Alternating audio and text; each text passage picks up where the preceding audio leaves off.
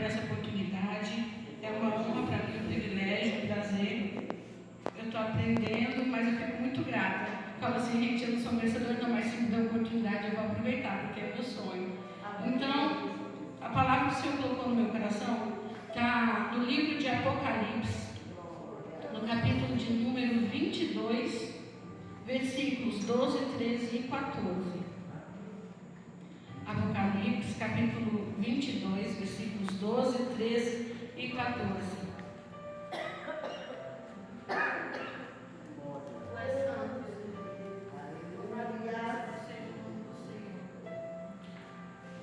Quando o Luan veio aqui e leu a palavra, ele falou rapidamente, né, sobre a árvore de vida. E o Senhor colocou no meu coração de falar sobre a árvore da vida. E aí a Priscila cantou um hino confirmando a mensagem dessa noite. Ela não sabia o que eu ia ministrar, o que o Senhor tinha ministrado no meu coração primeiramente, e cantou esse hino, Cidade de Deus. Então, vamos continuar nessa direção. Amém, irmãos? Glória a Deus. Vamos ler a palavra. E eis que eu venho rapidamente, e a minha recompensa está comigo para dar a cada homem, será conforme a sua obra. E aí eu vou voltar lá no versículo 1 e versículo 2, que era para eu ler primeiro e esqueci, vamos lá. E ele mostrou o rio puro, e ele mostrou-me um rio puro de água da vida, claro como cristal, que procedia do trono de Deus e do Cordeiro. No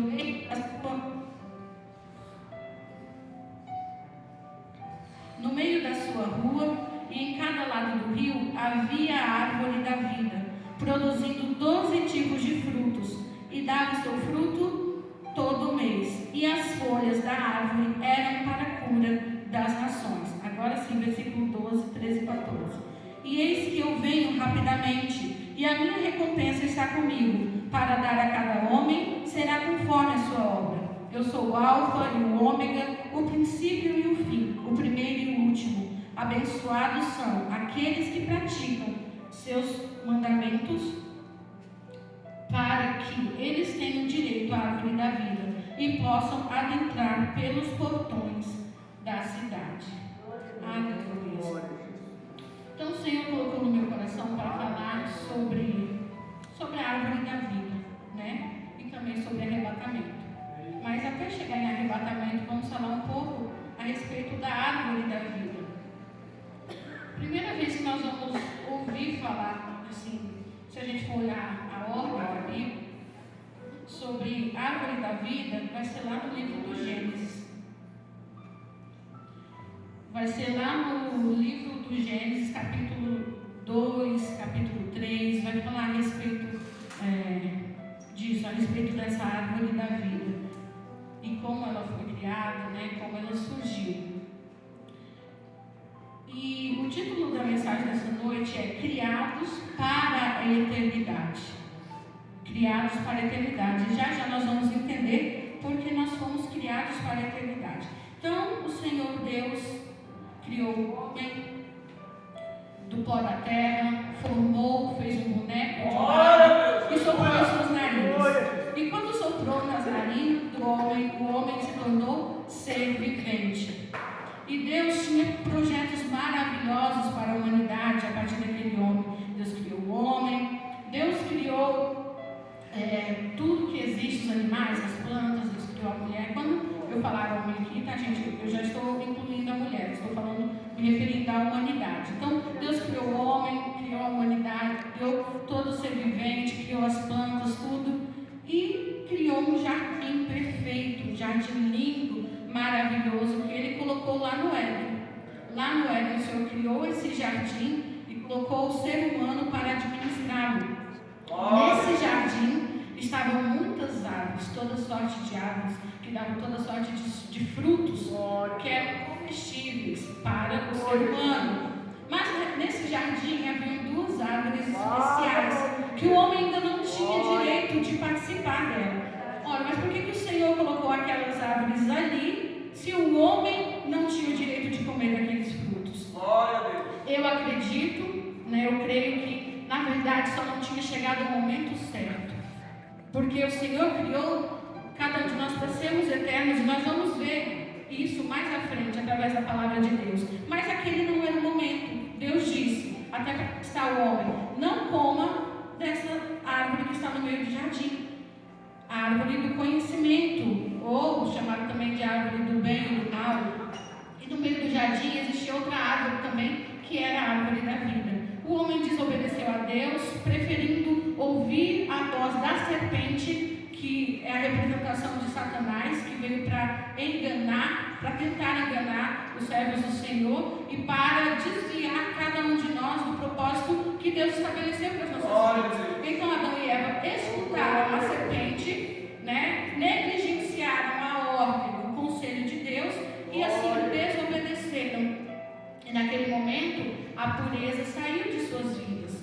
Eles passaram a participar, a saber sobre o bem e o mal. Como assim saber o bem e o mal? Na verdade, estava falando que eles perderam a pureza, perderam aquele elo de comunicação que havia com o Criador, porque era mantido através da obediência, respeito ao Senhor. Então o ser humano pecou, houve a queda da humanidade, e aí o Senhor falou: olha, vamos tirar o ser humano daqui, porque senão, imagina se ele vai lá e pega também da árvore da vida e passa a viver eternamente. Porque nós dissemos para ele não pegar da árvore do conhecimento. Ele pegou, porque ele vai impedir que ele pegue também da árvore, né, da vida e se torne também eterno. Então o ser humano foi expulso. E aí talvez alguém possa pensar: então acabou o plano de Deus para a humanidade, o plano de eternidade. Então os planos que o Senhor tinha traçado para o ser humano foram de água abaixo. Na verdade não, porque Deus sabe de todas as coisas, Ele é onisciente, e Ele já sabia que o homem pecaria. E aí vem mais uma pergunta: então por que Deus criou o ser humano sabendo que ele iria pecar? E aí já sou eu, tá, gente? Eu penso, e eu creio que o Espírito Santo colocou no meu coração que a partir do momento que o Senhor planejou, criou aquele projeto, o Senhor já passou a nos amar de maneira tão grande, e Ele conseguia ver lá no futuro não só os erros que iríamos cometer, mas também as alegrias que nós iríamos dar a Ele como filhos dele. E aí o Senhor traçou um plano de redenção, um plano de salvação, que incluía o seu único Filho, Jesus Cristo. Então Deus criou a árvore da vida lá no início, né? Colocou lá no jardim do Éden, e em algum momento ele precisou esconder essa árvore. Quando o homem peca, ele é expulso do jardim do Éden, que era aquele paraíso que Deus tinha criado para a humanidade. Aquela árvore passou a ser guardada. O Senhor colocou querubins guardando aquele jardim, as entradas, e havia também espadas flamejantes circulando para que ninguém encontrasse o caminho que levava até aquela árvore, para que o ser humano em situação pecaminosa não viesse a se tornar eterno, porque não era plano de Deus não se tornar eterno da maneira que ele estava, caído. Porque quando o homem caiu, a natureza de Cristo em nós, a imagem de Cristo em nós foi deturpada pelo pecado. E aí era necessário que fosse restaurada. E aí sim veio o plano da salvação através da pessoa de Jesus. Mas nesse período Deus jamais desamparou a humanidade. Ao contrário, a todo momento o Senhor estava cuidando daqueles que se mostravam obedientes, daqueles que eram especiais. Quem é especial para Deus? Quem é especial para um pai? São os filhos que estão dispostos a ouvir os seus conselhos, a obedecê-lo, né? Então, ao longo da história, o Senhor esteve ao lado de pessoas que se demonstraram justas. Nós vemos que houve um tempo que a humanidade esteve de um jeito tão horrível que Deus se arrependeu de ter criado e decidiu destruir aquela terra, mas Ele livrou aquele que viu justo, que era Noé, e através de Noé, sua família também foi salva. E aí, como diz aí secularmente, houve um reboot na terra, né? E começou tudo de novo. E aí, mais uma vez, ao longo do tempo, a humanidade se afastou, porque pesava sobre os ombros da humanidade o quê? A herança do pecado. Porque Adão pecou, o primeiro Adão pecou, todos nós nos tornamos pecadores. Aleluia. E fomos destituídos da glória de Deus, da comunhão com Deus. E necessitávamos da ação do Espírito Santo em nós para nos transformar. E isso é possível através da pessoa de Jesus, quando nós o aceitamos. Então, o plano de salvação foi enviar Jesus como Cordeiro Imaculado, ou seja, Cordeiro Perfeito, para ser sacrificado pelo meu e pelo seu pecado. Aleluia. Então Jesus veio, padeceu, e através de Jesus fomos feitos filhos de Deus, como está escrito no Evangelho segundo João. João disse: olha, ele veio para os seus, mas aqueles que eram seus o rejeitaram.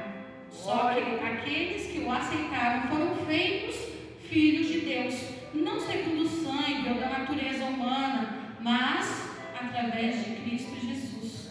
Então, fomos feitos filhos de Deus. Por quê? Porque havia o desejo de Deus de resgatar a sua criação que havia sido dispersa, de ter a comunhão com o ser humano restaurado, para que o plano inicial da eternidade para o ser humano também fosse, pudesse acontecer. Porque lá no jardim, quando ele caiu, o plano da eternidade teve que ter uma pausa, porque o ser humano não poderia se tornar eterno da maneira que estava. Então Deus veio e trouxe Jesus. Aleluia. E aí nós vemos o quê?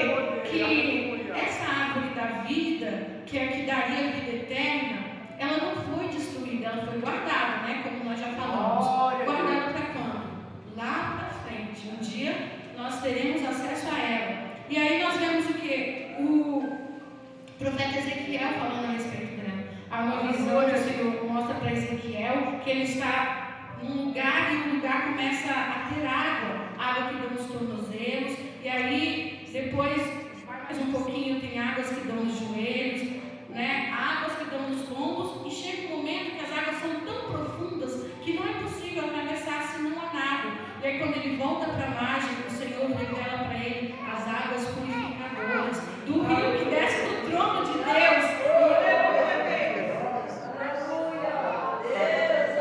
As margens daquele rio que estava na árvore, as árvores através das quais havia as nações, cujas folhas seriam remédio para curar.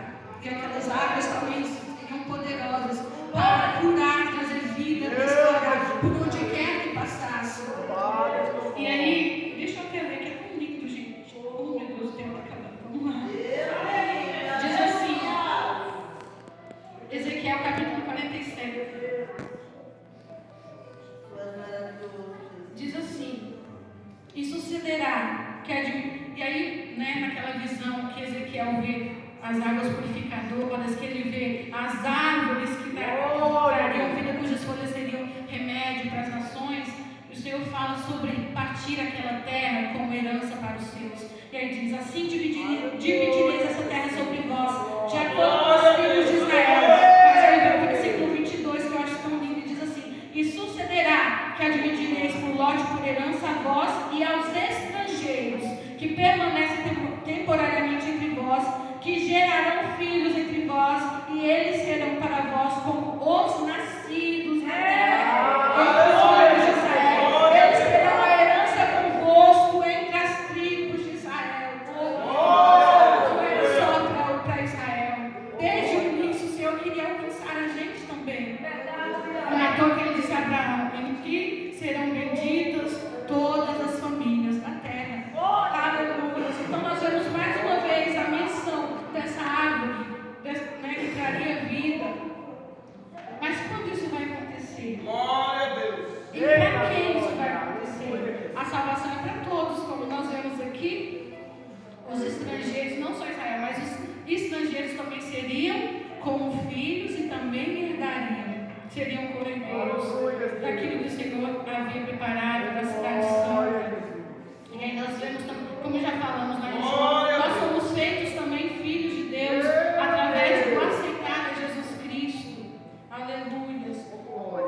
Então a salvação é para todos nós, a vida eterna é para todos nós, a árvore da vida é para todos nós.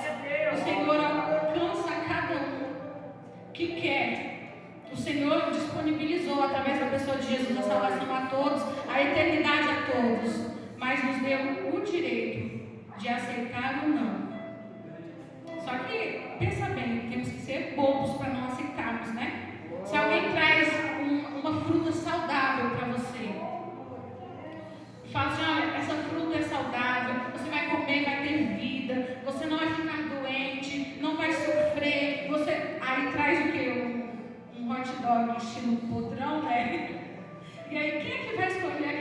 pobre? Eu vi umas carinhas aí e é para pensar mesmo.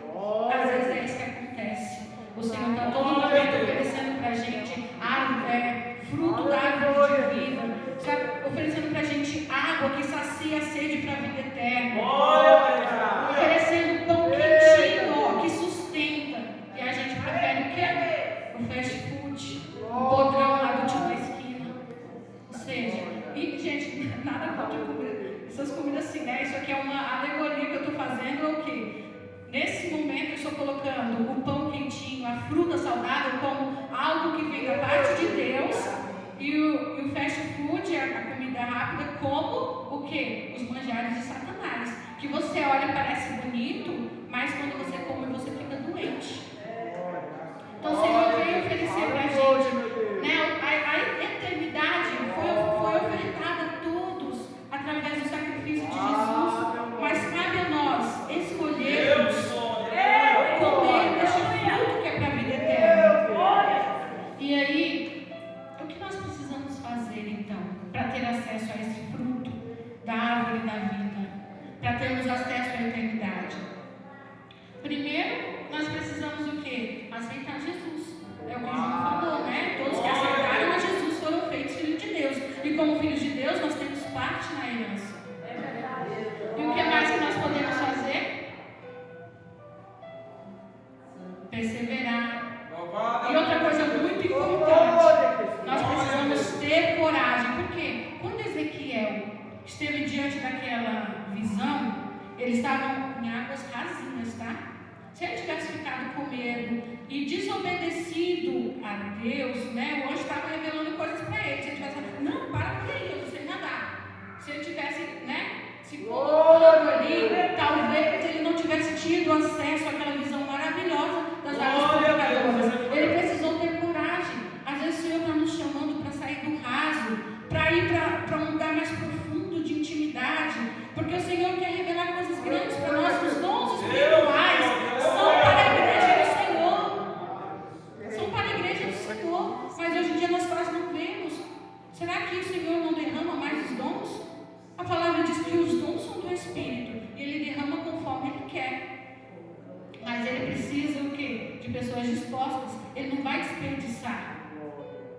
Será que os dons que deixaram de existir ou será que fomos nós que deixamos de buscá-los? Glória a Deus, aleluia. Os dons são necessários, porque através dos dons nós somos edificados enquanto igreja para sairmos lá fora e fazermos a obra do Senhor. Se estarmos na linha de frente, quando nós estamos na linha de frente, nós somos alvos fáceis, mas se nós estivermos revestidos, né, pela armadura de Cristo, se nós estivermos revestidos pelos dons do Espírito, nós conseguimos vencer, porque quem está conosco é o general de guerra. Glória a Deus, aleluia. Aleluia. O Senhor está nos chamando para termos mais intimidade. O Senhor está nos convidando para buscarmos mais em oração. É verdade, Eu não vou nem pedir para levantar a mão aqueles que ainda buscam pelo batismo do Espírito Santo. Não, só reflita aí. Será que nós temos buscado o batismo com o Espírito Santo? Temos buscado o dom de profecia, de interpretação, discernimento? O Senhor quer nos revelar visões maravilhosas, quer nos mostrar as águas profundas. E às vezes a gente está se contentando com o raso. Vamos pensar nisso. O Senhor requer coragem de nós. É necessário coragem para que nós possamos ter acesso à árvore da vida. Se Ezequiel não tivesse tido coragem, ele não teria visto a árvore da vida, as margens daquele rio de águas purificadoras. Então o Senhor nos chama também para ter coragem. Precisamos aceitar a Jesus, precisamos ter coragem para deixar Ele guiar. Era o Senhor que estava guiando Ezequiel. Foi por isso que Ezequiel chegou lá naquelas águas que desciam do trono. Será que nós estamos permitindo que o Senhor direcione as nossas vidas? Aceitar a Jesus é dizer: Senhor, Tu és o Senhor da minha vida, faça conforme a Tua vontade. A palavra diz que aquele que é levado pelo Espírito, às vezes não sabe